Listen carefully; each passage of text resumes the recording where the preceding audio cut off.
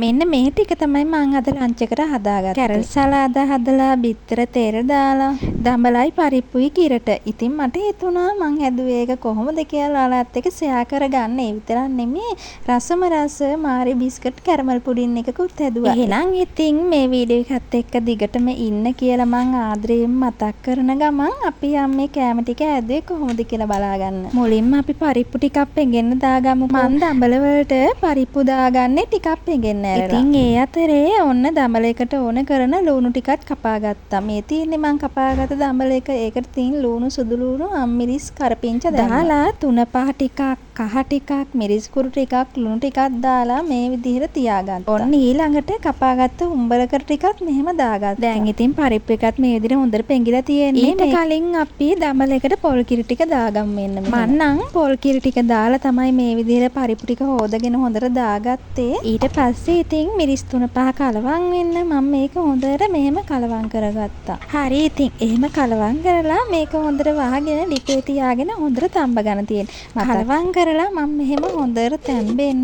වහලා තියෙනවා. ඔන්න දැන් ඉතින් බාගෙට තැම්බීගෙන තමයි එන්නේ. මේක අනිත් පැත්ත හරවලා මම දැන් තව ටිකක් හොඳට තඹ ගන්නවා කිරි ටික හිඳෙනකම්. ඒ අතරේ අනිත් ලිපේ මම මේ විදිහට බිත්තර ටික තියාගත්තා. දැන් හරි දැන් ඉතින් පරිප්පු ටික තැම්බිලා තියෙන්නේ. දැන් ඉතින් මේකට මිටි කිරි දාන්න තමයි තියෙන්නේ. මම මේකේ කිරි ගොඩක් හිඳුනාම තමයි මිටි කිරි ටික මෙන්න මේ විදිහට දාන්නේ. දාලා හොඳට කලවම් කරලා මේකට තව ටෙම්පරාදුවකුත් දාන්න ඕන. ඊට පස්සේ අනිත් ලිපේ තෙල් එකක් ලිපේ තියලා මම දැන් මේක ටෙම්පරාදු කරගන්න තමයි යන්නේ. මෙහෙම තෙල් දාලා තෙල් රත් වෙගෙන ලුණු සුදු ලුණු කරපිංච දාලා හොඳට ටෙම්පරාදු වෙන්න අරිනවා. මම මේකට සුදු ලුණු තලල තමයි දාගත්තේ. සුදු ලුණු තලල දැම්මහම හරිම රසක් එනවා.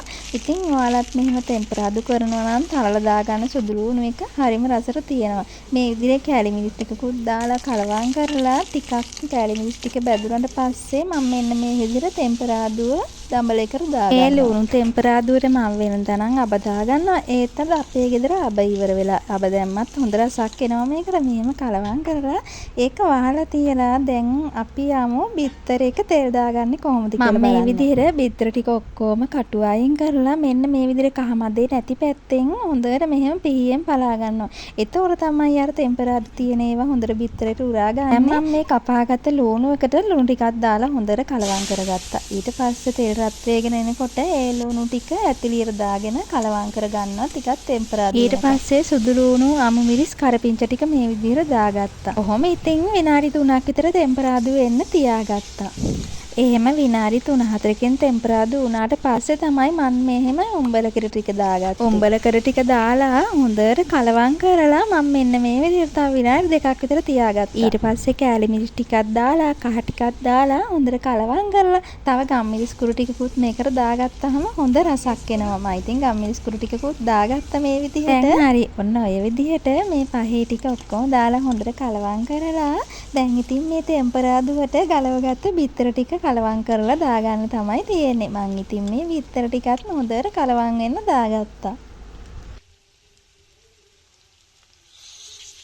මේකට ඉතින් එච්චර වෙලාවක් යන්නේ නැහැ. විනාඩි 5ක් විතර යයි ඕනි. මෙහෙම බිත්තර එක තෙල් දාලා ගත්තාම ඇත්තටම මේක විතරක් එක්ක වුණත් බත් කන්න පුළුවන්. මේ වගේ ඉතින් ಗುಣ වගේම රස කෑමක් ඔයාලත් හදලා බලන්න. අපේ ගෙදර ගොඩාක් දුරට හදන දෙයක් තමයි මේ බිත්තර තෙල් දාලා. ඊළඟට ඔන්න සලාදෙට ඕන කරන ලුණු ටිකයි අම්මිරිස් ටිකයි මම කපාගත්තා. ටිකත් මෙන්න මේ විදිහට ග්‍රේට් කරගත්තා. පොල් එකට කපාගත්ත රතු ලුණු අම්මිරිස් ලුණු ගම්මිරිස් උඹලකට ටිකක් දාගත්තා. පස්සේනේ මතක් උනේ දෙහි නෑ කියලා. ඔයාලට මතකද මං ඔයාලත් එක්ක හිටවගත්තා මෙන්න මේ තක්කාලි පැර දෙකක්. අනේ දෙකේ දැන් මෙහෙම ගෙඩි හැදිලා දැන් ඉතින් ගෙඩි ඉදීගෙන එනවා.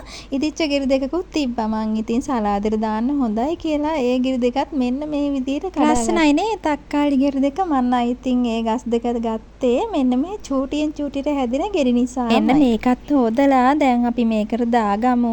ඉතින් තව තක්කාලි තියෙනවා ගෙදර. ඒකෙනුත් කපලා මං දාගන්නවා. නැත්නම් ඉතින් ඇඹුල් ටිකක් මදි වෙනවනේ මේකේ. තක්කාලි දැම්මම හොඳ රසක් එනවා. ඒ වුණාට මම වැඩි තක්කාලි දාන්නේ නැහැ. අද තේ නැතිසා තමයි මට තක්කාලි ඕන උනේ. මං ඉතින් සලාද වර්ග හදන්නේ මෙහෙම තමයි. මුලින්ම පොල් එකට උඹලකර ටික ලුණු ටික අම්මිරිස් ටික දාලා හොඳට මෙහෙම ගන්නවා. ඒතොර තමයි සලාද එක ගොඩාක් රස වෙන්නේ. හොඳට ලුණු අම්මිරිස් දාලා අනාගත්ත පොල් එක මං මේ කැරට් එකට දාලා කලවම් කරගන්න.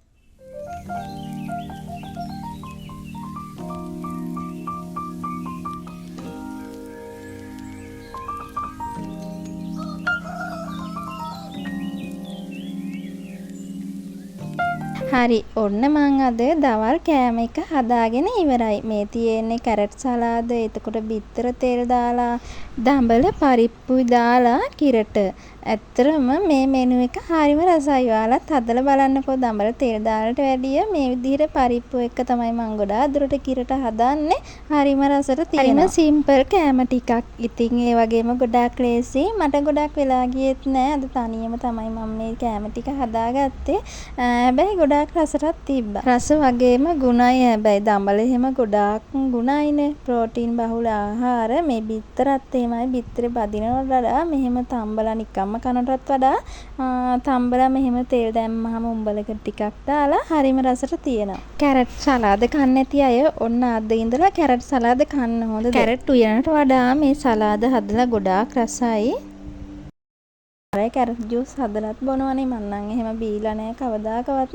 මම මෙහෙම සලාද කන්න හරි ආසයි. වගේම කැරට් සලාදත් ගොඩාක් රසයි. ඒ වගේම කැරට් ගෙදර තිබ්බොත් නම් අනිවාර්යෙන් මම මේ වගේ සලාදයක් හදනවම තමයි. ඔන්න ඉතින් එහෙනම් මේ විදිහට තමයි මගේ සිම්පල් ලන්ච් මෙනු එක හදාගත්තේ මං. දැන් ඉතින් මම මාරි බිස්කට් කැරමල් පුඩින් එක හැදුවේ කොහොමද කියලා බලන්න.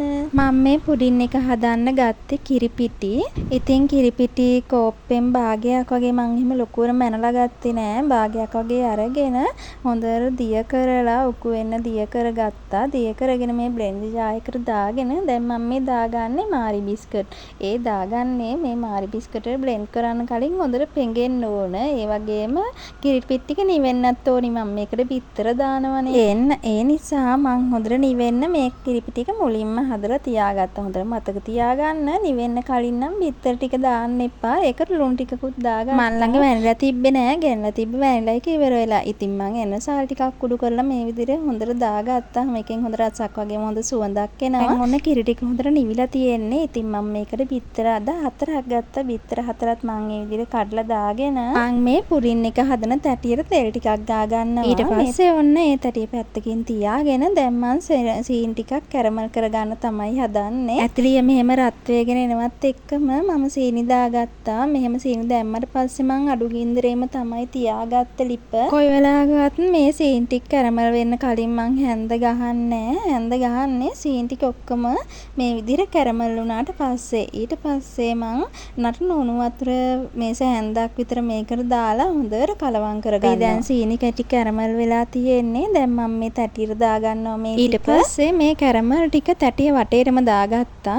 බැයි ඒ වුණාට මගේ මේ සැරේ කැරමල් පුඩින් එකේ කැරමල් එක දිය වෙලා තිබ්බේ නෑ. සමහර විට මම ෆ්‍රිජ් එකට දාගත්තෙන් රත් වෙලා තියෙද්දිම නිවෙන්න කලින් ඒ නිසා වෙන්නේ නැති. ඊට පස්සේ ඔන්න මම මේක බ්ලෙන්ඩ් කරගන්න හදන්නේ. බ්ලෙන්ඩ් කරගන්න කලින් සීනි මේස හැන්දකුත් මම දාගත්තා. එහෙම දාගෙන බ්ලෙන්ඩ් කරගත්ත එක තමයි දැන් තියෙන්නේ. මම මෙන්න මේක දැන් තැටියට දාගන්න හදන්නේ.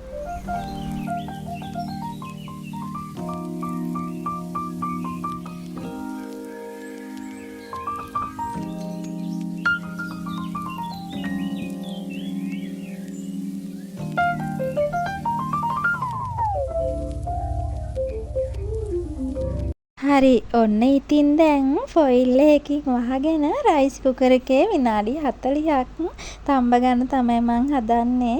මං කිව්වනේ ඔයාලට මේ කැරමල් පුඩින් එකේ කැරමල් ටික දිය වෙලා තිබ්බේ නෑ කියලා. හේතුව තමයි මං හිතන්නේ මං නිවෙන්න කලින් මේ කැරමල් පුඩින් එක ෆ්‍රිජ් එකට දැම්මා. ෆ්‍රිජ් එකට දාලා නිවුණාට පස්සේ තමයි තැටියෙන් ගැලෙව්වේ. ඒ නිසා වෙන්නේ නැති. ඔන්න ඉතින් විනාඩි 40ක් තම්බ ගත්ත මගේ පුඩින් එක දැන් අරන් බලන්න තමයි හදන්නේ. බලමුකෝ කොහොමද තියෙන්නේ කියලා. හොඳට තියෙනවා. හොඳ සුවඳකුත් එනවා. රසට තියෙයි. හැබැයි උණුයි රස්නේ. මං හැන්දක් ගෙනල්ලා ඉතින් මේක පොඩ්ඩක් කරලා බලන්න ඕන. බලමු කොහොමද තියෙන්නේ කියලා. මං ගෑරිප්පුවක් තමයි ගත්තේ උඩට ගන්න. අම්මෝ උණු වතුරත් වගේ පිරලා ඒ ටික මුලින්ම අයින් කරගෙන ඉමු.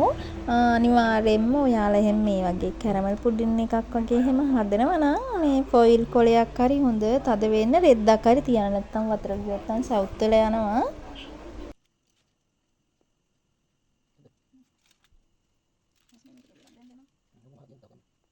වව් ලස්සනට තියෙනවා. අපි බලමු දැන් මේක අනිත් පැත්ත හරවලා. මං හැබැයි මේක ෆ්‍රිජ් එකේ දාලා තිබ්බේ. නිවෙන්න කලින් තමයි දැන් මේ ටිකක් හරව ගන්නත් අමාරු වුණා. ඒ වගේම තමයි කැරමල් තිබ්බෙත් නෑ. මං ඔයාලට කිව්වා වගේ කැරමල් ටික දිය වෙලා තිබ්බෙත් නෑ. ඒ වුණාට ගොඩාක් රසට තිබ්බා. හරිම රසට තිබ්බා. ඔයාලත් ඉතින් හදලා බලන්න. ලොකුවට වියදමක් යන්නෙත් නෑ. ලොකු මහන්සියකුත් නෑ ඉතින්. ඔන්න ඉතින් මේක කපලා බලමුකෝ කොහොමද කියලා. අම්මෝ මේක නම් මාරයි. හොඳටම කැපෙනවත් එක්ක කෑලි. මං කලින් හදපු කැරමල් පුඩින් එකට වැඩිය මේක එක්කම එක දෙයයි තියෙන්නේ. කැරමල් ටික දිය වෙලා නැති එක විතරයි. හොඳ රසකුත් තියෙනවා. මේක මාරම රහයි. එහෙනම් ඉතින් මම මේ වීඩියෝ එක මෙතනින් එන්ඩ් කරනවා. හැමෝම පරිස්සමින් ආදරෙන් ඉන්න. ගිහින් එන්නම්. බායි.